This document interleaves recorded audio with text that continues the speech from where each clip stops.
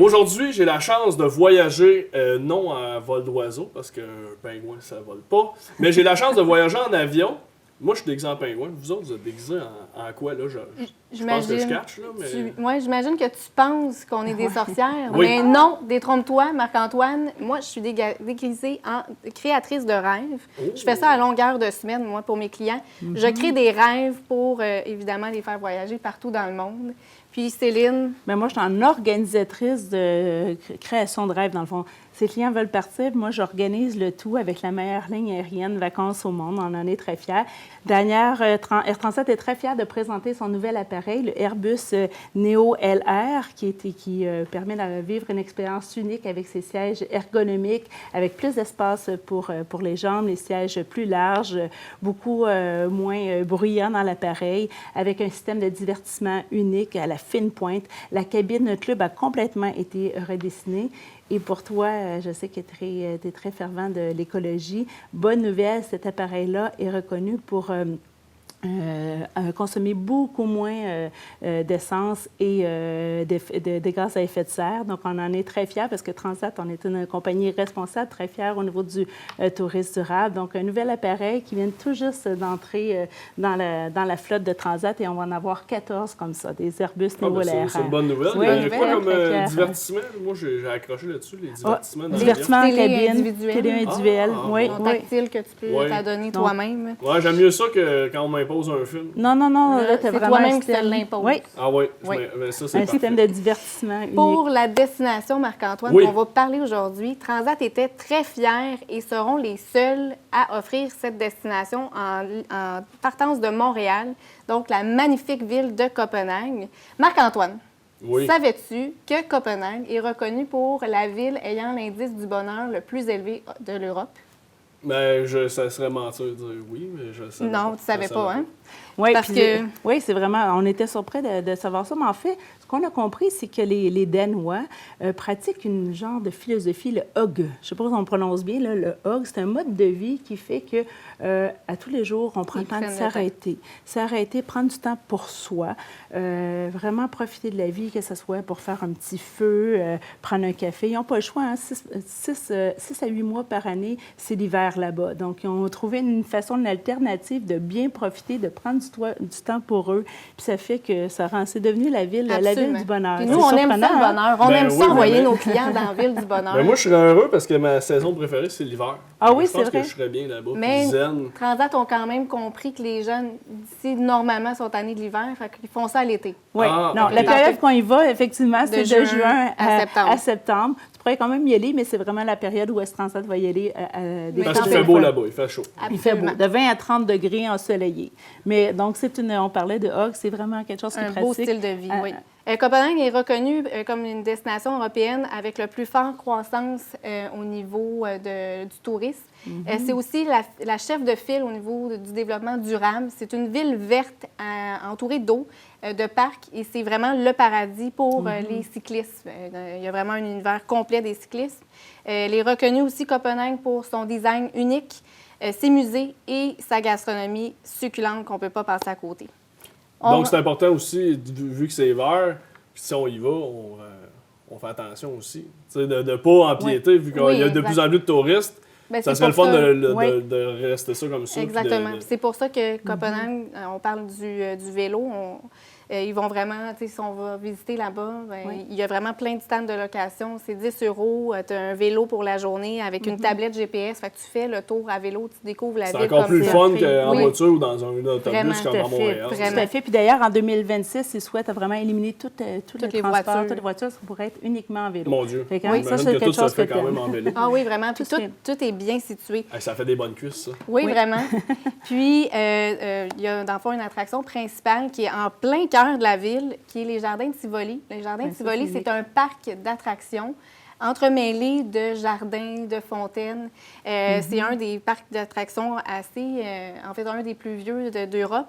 On retrouve évidemment des manèges qui nous tournent la tête à l'envers, qui nous font virevolter. On a aussi les grandes montagnes russes de bois qui datent de 1914, mais rassurez-vous, ils sont très sécuritaires. On a des jeux de réalité virtuelle, donjons, dragons, cracheurs de feu.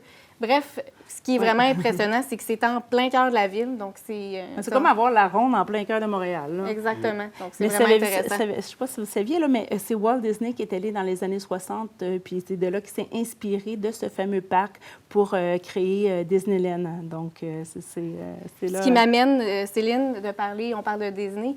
Il y a un auteur de contes de fées qui a inspiré Walt Disney aussi, parce qu'il y a l'emblématique qui se retrouve à Copenhague, qui est la petite sirène, qui est sur son rocher. C'est une statuette de bronze. Donc, ça, c'est le classique dans le quartier du port de Nivan. Donc, on va là, évidemment, on prend notre cliché avec notre photo. Ça porte bonheur, apparemment. Ah, la petite sirène porte-bonheur. Et le quartier de Nivan, qui est très intéressant, on peut faire une croisière. Oui, tant qu'à être là, pourquoi ne pas faire oui. une croisière? Ça aussi, c'est touristique, mais tu sais, dans le fond, tant qu'à être là-bas, ça vaut la peine. On peut faire une croisière sur les canaux.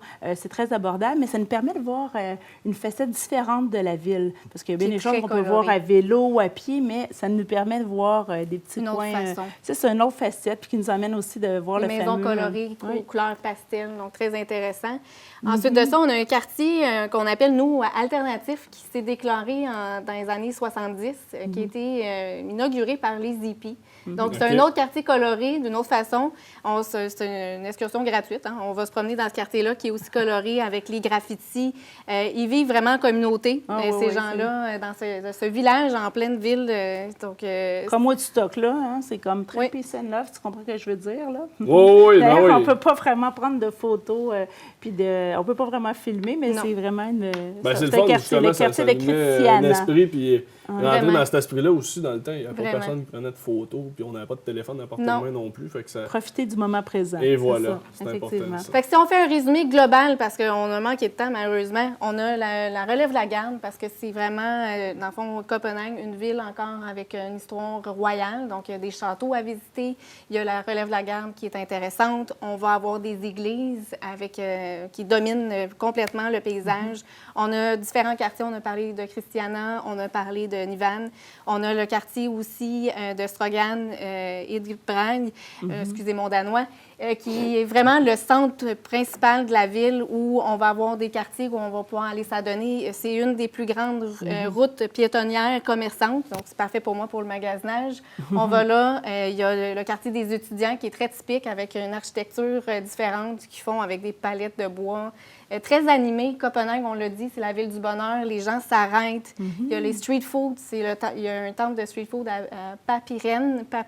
Je m'excuse mon danois. Ton danois est excellent. Oui, donc ça, c'est vraiment une place où on a plein de stands de nourriture. À l'extérieur, il y a une terrasse qu'on va aller s'asseoir.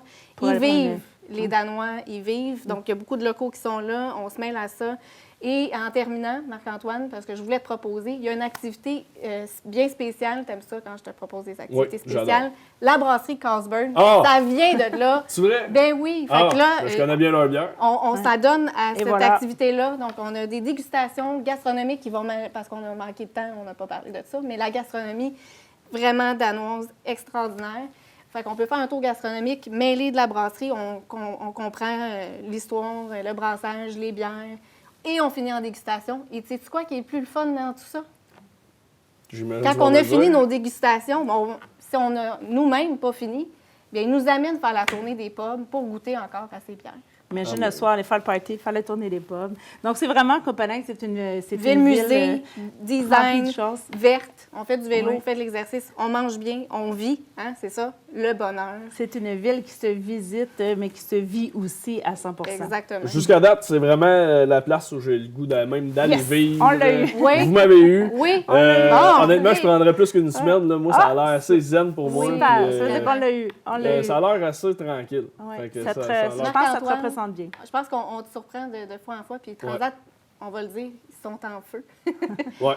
Mais ils ont des nouveautés. Puis dans 2 semaines, on t'amène Surf in the USA en Californie, San Diego, avec eux autres. Transat, j'ai hâte que vous me donniez un bon pour que j'aille visiter. Puis je vais vous faire un petit vlog. On travaille fort. Parfait. On en reparle après.